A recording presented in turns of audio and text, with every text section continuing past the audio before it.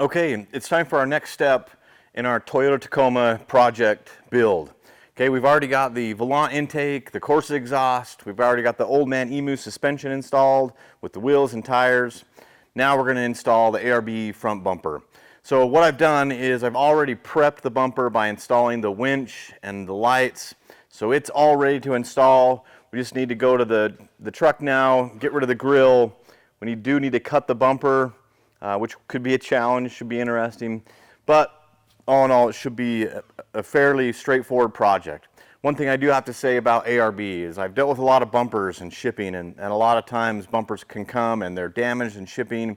They're just not packaged right. I do have to give props to ARB because this bumper, when it came, it was packaged extremely well. So you don't have to worry if you order these bumpers from ARB, you don't have to worry about it being damaged in shipping. These things are packaged very well. Everything is individually wrapped.